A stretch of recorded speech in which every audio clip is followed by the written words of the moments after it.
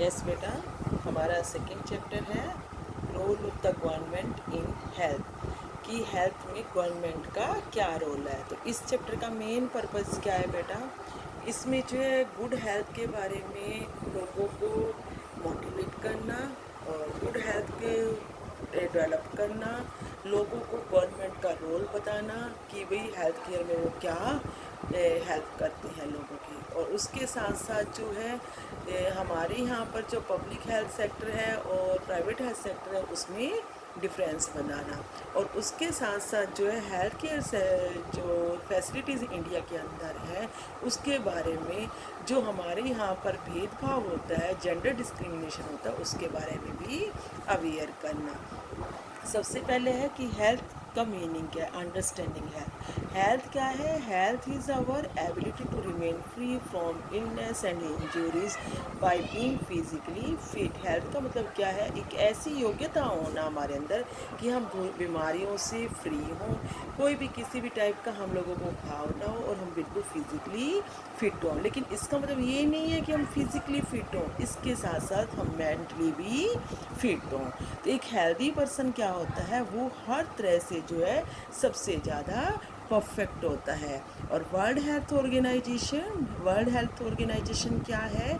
World health organisation बेटा संसार में लोगों की हेल्थ से रिलेटेड सब तरह की जानकारी रखने वाला, सब तरह की अपनी तरफ से व्यूज़ देने वाला और सब तरह की जो है एडवाइस देने वाला, और वर्ल्ड की लोगों की हेल्थ के बारे में सब तरह से फैसिलिटीज़ भी कोशिश करके प्रोवाइड करने वाला एक ऑर्गेनाइजेशन है।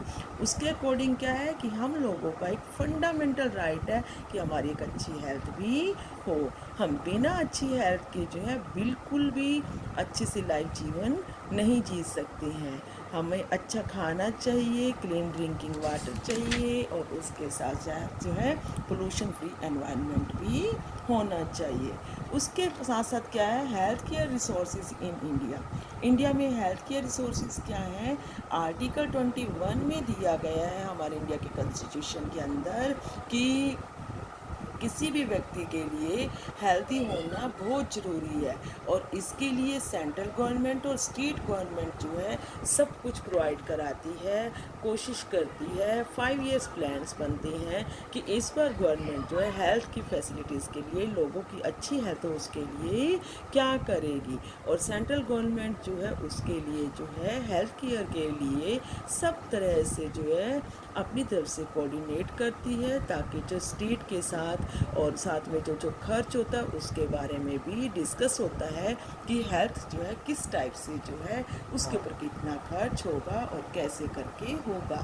लाइक आप लोगों के आगे एक छोटा सा एग्जाम्पल, क्या बहुत बड़ा एग्जाम्पल है एट प्रेजेंट, कि कोविड की प्रॉब्लम है, कोविड की जो पैंडेमिक है उस टाइम में आप देख रहे हो कि गवर्नमेंट जो है किस टाइप से हेल्थ सर्विसेज हम लोगों को प्रोवाइड करा रही है, किस टाइप से वैक्सीन दी जा रही है, हमारे टेस्ट हो रहे हैं, हम लोगों का कोविड टेस्ट हो रहा है। अगर हम लोग ये सारी चीज़ों को देखें तो गवर्नमेंट का इसके अंदर एक मेन रोल है। Without government it is very impossible to check all people in the world.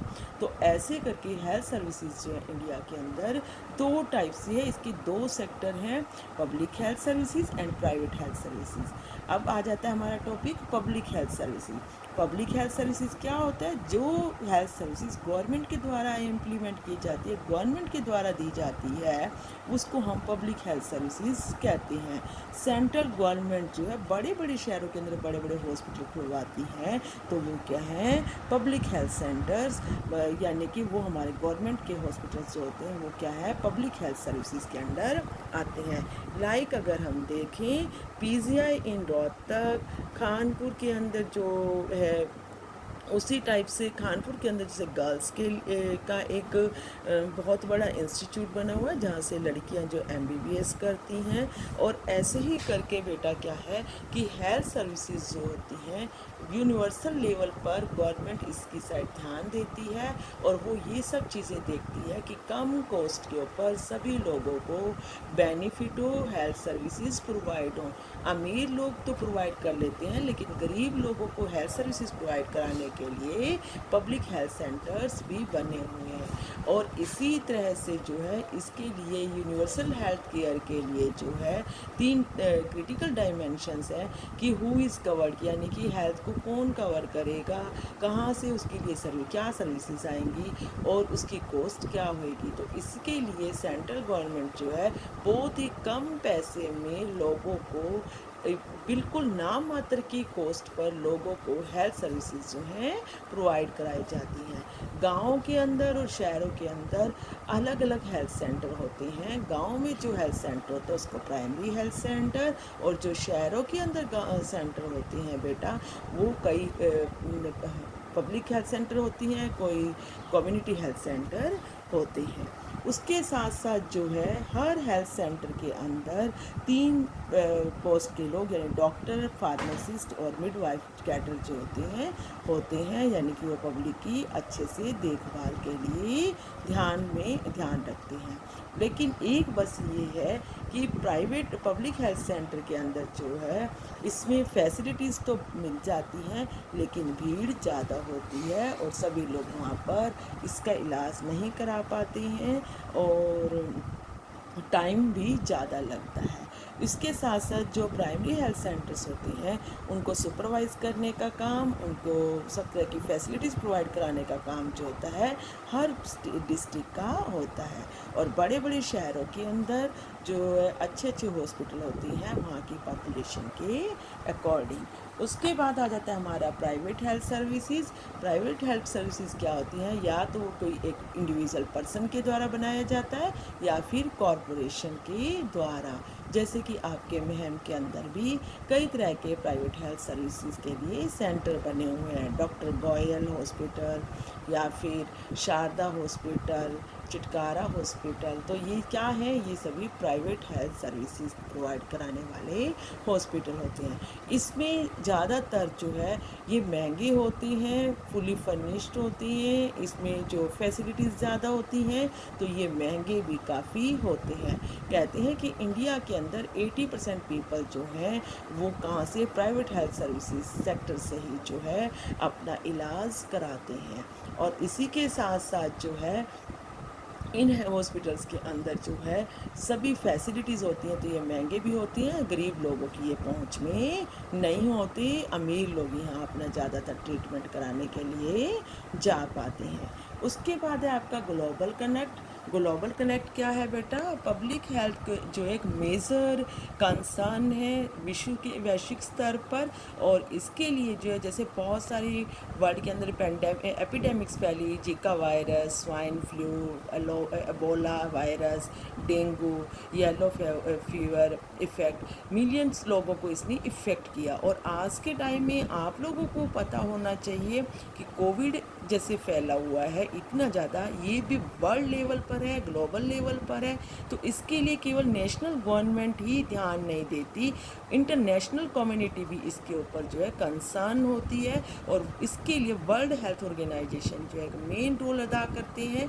और वो सब तरह की जो भी स्पेशल एजेंसी जो है यूएनओ की, और इसके हेडक्वार्टर जो कि जेनेवा के अंदर है, स्विट्ज़रलैंड के अंदर, वहाँ से जो है स्विट्ज़रलैंड के अंदर, तो वहाँ उनकी तरफ से जो है ग्लोबल लेवल पर जो है WHO जो इस चीज़ के लिए अवेयर होता है। और वो उनके लिए इंटरनेशनल लेवल की जो कम्युनिटीज़ होती हैं और जिस कंट्रीज़ के अंदर ज़्यादा होता है उनकी साइड विशेष तौर से ध्यान दिया जाता है। लाइक एट प्रेजेंट इंडिया की जो सिचुएशन है कोविड को लेकर बहुत ही ज़्यादा जो है मुश्किल वाली बनी हुई है, बहुत ज़्यादा प्रॉब्लम क्रिएट वाली बनी हुई है। तो जिस साइड जो है बार बार हम लोगों को WHO की तरफ से जो है विशेष गाइडलाइंस आ रही हैं कि भी हम लोगों को इस टाइम में जो भी रूल्स हैं, सोशल डिस्टेंसिंग का पालन करना है, हैंड वॉश करने हैं, मास्क लगाना है, उन सब चीज़ों की साइड जो है हम लोगों को कहा जा रहा है कम से कम बाहर निकला जाए, जितना जरूरी हो उतना किया जाए, ये सब चीज़ों की साइड जो है ध्यान दिया जा रहा है।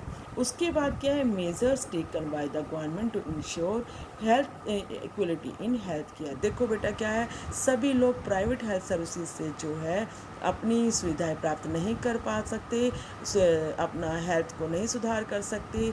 और वैसे हमारे इंडिया के अंदर जो है गवर्नमेंट और non government private health care centres हैं, लेकिन कई ऐसी बीमारियां होती हैं जिनकी साइड जो है प्राइवेट से इलाज नहीं हो पाता क्योंकि बहुत महंगा होता है, तो उसमें जो है उस टाइम में जो है गवर्नमेंट एक मेन रोल अदा करती है। और उसके लिए क्या है, जैसे कि पल्स पोलियो कैंपेन है। पल्स पोलियो कैंपेन जो है 1995 से 6 में शुरू किया गया था इंडिया में से पोलियो बीमारी को ख़त्म करने के लिए।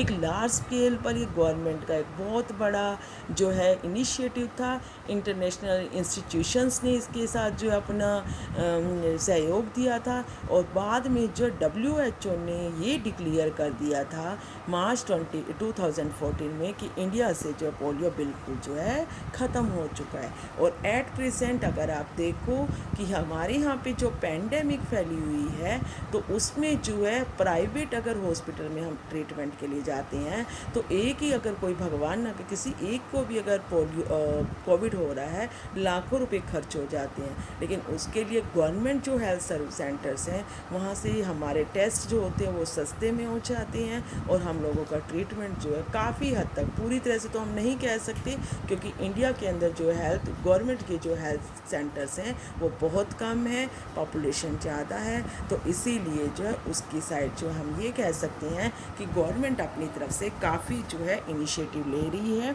कि हम लोगों को वैक्सीन दी जा रही है, टेस्ट हो रहे हैं। जैसे कि 60+ वालों को पहले वैक्सीन दी गई, फिर 45+ वालों को ईयर्स वालों को वैक्सीन दी गई, और अब 18+ ईयर्स के जो लोग हैं उनको वैक्सीन दी जा रही है। और इन फ्यूचर कहा जा रहा है कि सभी छोटे बच्चों से लेके जो 18 ईयर्स तक के बच्चे हैं उन सबको भी दी जाएगी।